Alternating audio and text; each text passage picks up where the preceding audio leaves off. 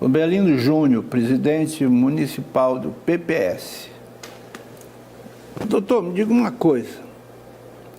Como é que o senhor olha? O senhor é visceralmente político, já se confessou assim. Deve pensar política 24 horas por dia. Como é que o senhor olha o cenário nacional hoje?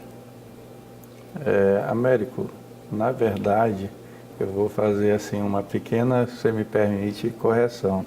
24 horas mesmo, a gente não vive política. Até porque, como é uma questão natural, a política, por opção, por vocação, então a gente tem aqueles momentos que a gente está lá brincando com o cachorrinho em casa. Sim. A gente tem os momentos que a gente joga a bola da gente. Muitas das vezes você que está olhando através da grande mídia, de grandes profissionais como o Américo, que trazem aqui personalidades que somam com certeza com a política ludovicense, vocês vão muitas das vezes achar que a gente não tem vida, mas a gente tem vida sim, pós-política. E isso daí é que nos dá motivação e nos dá energia, nos dá gás. Sim. E nos dá, de certa forma, Américo, até ideias para trazer projetos de lei como eu trouxe do AVC. Né? Quando você está praticando esporte, você sabe que você está contribuindo para a sua saúde. Então isso daí tem que ser amplamente divulgado, como foi o nosso pleito para esse programa, esse projeto de lei. Né? Sim. Mas respondendo... O senhor poderia, então, antes de responder a minha pergunta, o senhor poderia detalhar esse projeto de lei?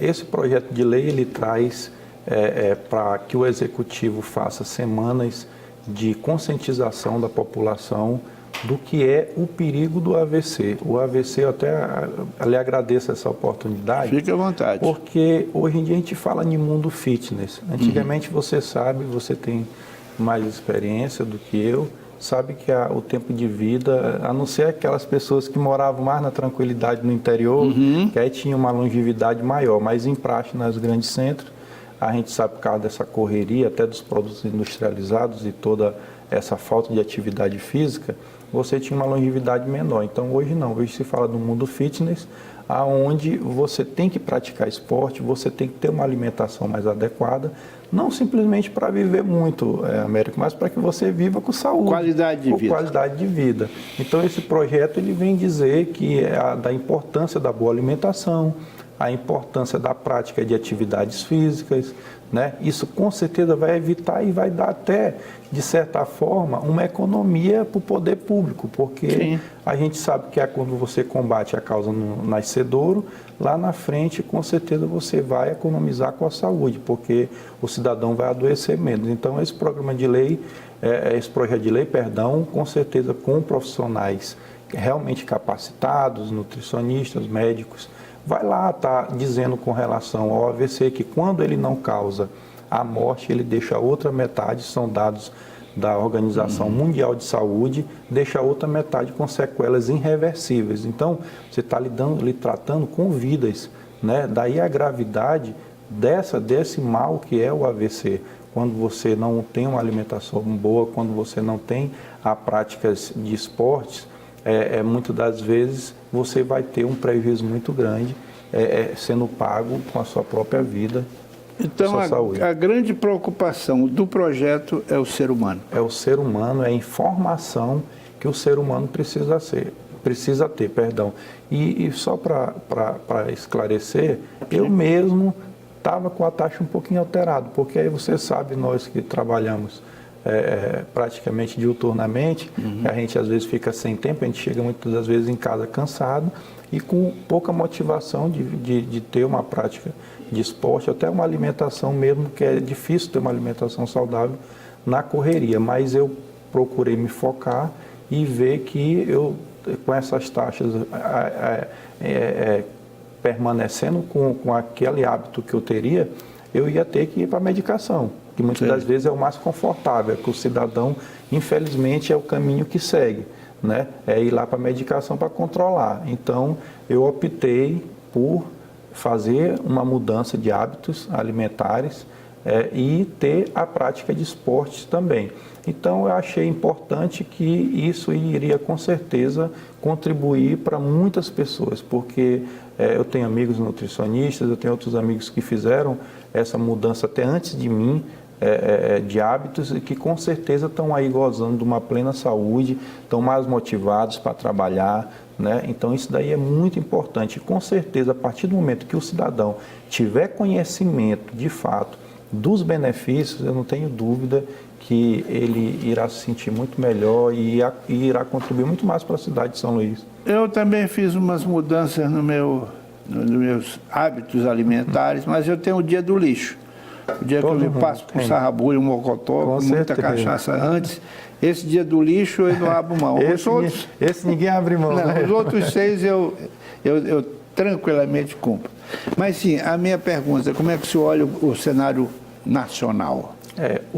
Eu, de fato, apesar de eu ser dirigente do partido do PPS aqui em São Luís, estive na nossa convenção nacional lá em Brasília, onde naquele momento, Américo, o PPS tinha uma conversa com o Geraldo, tinha uma conversa com o Geraldo Alckmin. Sim. E para depois deliberar para o partido. Isso daí não ficou bem claro esse posicionamento ainda com relação a presidente lá do PPS. Mas eu posso te responder de forma particular. Sim, ótimo. De forma particular, eu vou te dizer que hoje nós temos o Lula aí com o PT, que está sobre regime de tutela do Estado, está cumprindo pena lá no Paraná, mas que vem hoje despontando nas pesquisas, isso daí é público e notório. Ele vai registrar a candidatura dele.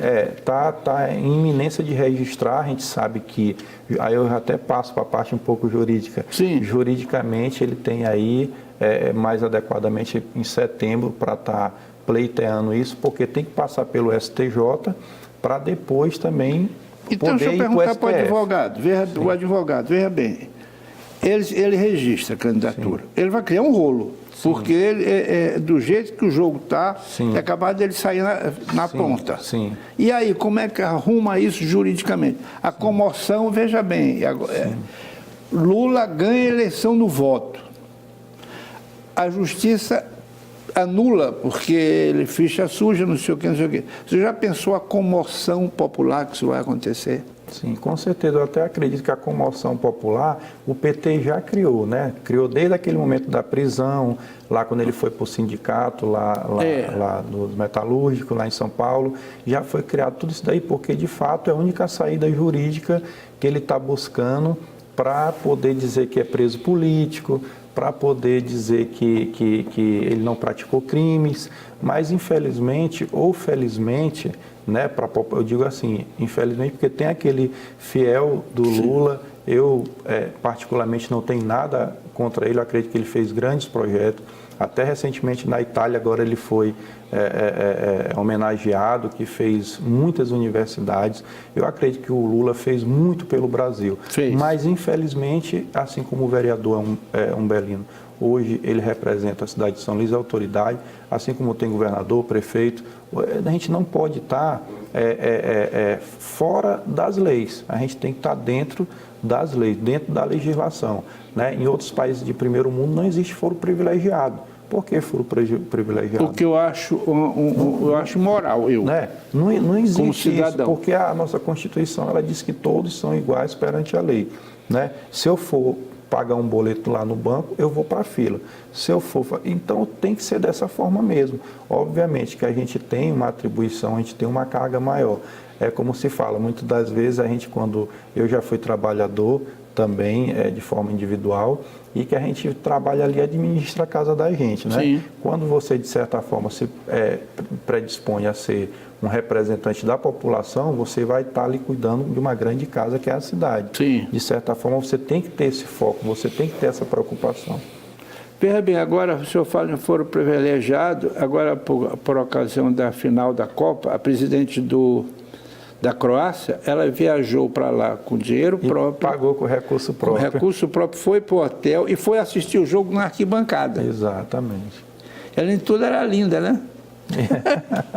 Mas veja bem, eu acho o foro privilegiado uma coisa absolutamente imoral. Sim. E que é um privilégio inteiramente descabido. Porque que eu cometo um crime e tenho um certo tratamento. Alguém que é um deputado federal comete o mesmo crime e tem outro tipo de tratamento. Eu acho isso um absurdo. Ah, mas ele é julgado em outro tribunal. Não interessa. Tem que ser pelo mesmo, igualzinho a mim. Exatamente. Agora, veja bem, o senhor falou no jogo do Lula, veja bem, hoje, sim, quero discutir se o Lula for bom ou não. Eu quero discutir o seguinte: hoje a mortandade infantil cresceu. Está maior hoje do que há 2 anos atrás. O nível de miséria aumentou de novo, voltou a patamares de 10 anos atrás. Tem alguma coisa errada nisso. Mas o senhor, juridicamente, como é que é a eleição do Lula? O senhor como advogado. Sim. Juridicamente ela é difícil, né, porque de certa forma ele já sofreu uma condenação, né, e em segunda instância a gente sabe hoje que tem a determinação que tem que se cumprir, né, então ele teria que ir para o TSE, buscar esse direito para que ele possa ser candidato. De certa forma, ele não fica livre dos processos que ele está respondendo. Isso seria apenas um direito que está lá previsto também pela Constituição, que ele não tem nenhuma condenação hoje no que diz respeito à eleitoral. Então, como ele não tem nenhuma condenação eleitoral, então ele estaria apto para disputar. Mas aí, como ele tem a condenação, é como você falou, pode virar um grande imbróglio lá na frente e isso daí tudo vinha prejudicar. E eu falei do Lula porque o Lula hoje ele desponta nas pesquisas. Não se pode falar de política do Brasil sem falar de Lula. Não tem como você falar de Lula, então eu comecei por ele. Mas tem outros políticos, agora vai ter mesmo hoje o Ciro Gomes aqui, em São Luís. Então, com certeza, tem outros candidatos que também estão colocando aí Bolsonaro, que ele cria aquelas frases de efeito. Aquilo é um louco. E aí coloca, e aí a população quer ouvir aquilo, de certa forma, e aí ele cresce. Ele está hoje em segundo lugar, se não tiver o Lula, ele vai para o primeiro lugar. E aí o Brasil está ferrado com o Bolsonaro na presidência. Alckmin, que ao meu ponto de vista, de todos esses daí, eu não tenho nenhuma ligação com o PSDB, nem nada, mas assim, ele pelo menos já comprovou nos mandatos dele de governador de São Paulo que desempenhou um papel que a população veio revalidando de certa forma. Então, a população tem que atentar bem pela biografia do candidato e olhar se ele é ficha limpa. Bom, nosso segundo bloco esgota agora nesse momento, a gente volta já, é um instante só, a gente não demora nada.